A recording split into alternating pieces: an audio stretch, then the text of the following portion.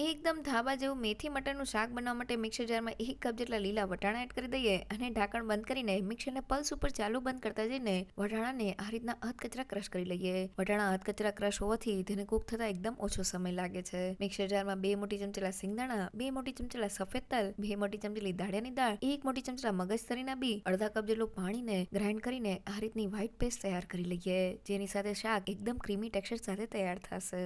કડાઈમાં 1 મોટી ચમચેલું ઘી અને 2 કપ જેટલા સુધારેલા મેથીના પાન એડ કરીને મેથીના પાન સોફ્ટ થાય ત્યાં સુધી તેને સાતળી લઈએ અને હવે તેને પ્લેટમાં કાઢી લઈએ. પેનમાં ફરી પાછું થોડું તેલ, જીરું, 1 પિંચ જેટલી હિંગ અને 1 કપ જેટલી ઝીણી સુધારેલી ડુંગળી એડ કરીને ડુંગળી સેજ ટ્રાન્સપરન્ટ થાય ત્યાં સુધી તેને સાતળી લઈએ.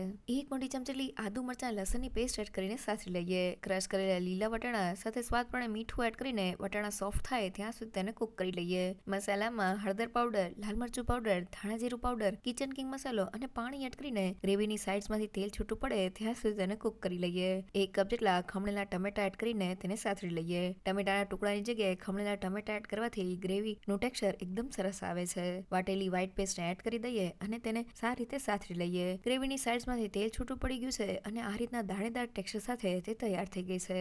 સાતળેલી મેથી એડ કરીને મિક્સ કરી લઈએ. અડધા કપ જેટલું ગરમ પાણી એડ કરીને ઢાંકણ બંધ કરીને શાકને 5 થી 7 મિનિટ માટે કૂક કરી લઈએ. ઢાંકણ ખોલીને જોઈએ તો ગ્રેવીની સાઇડ્સમાંથી તેલ છૂટું પડી ગયું છે. હવે થોડો ગરમ મસાલા પાવડર, કસૂરી મેથી, ખાંડ અને લીંબુનો રસ એડ કરીને મિક્સ કરી લઈએ. શાક બનીને તૈયાર છે. ઉપરથી થોડા કોથમીરના પાન અને તળેલા કાજુ એડ કરી દઈએ. જોતા જ ખાવાનું મન થઈ જાય એવું મેથી મટરનું શાક બનીને તૈયાર છે.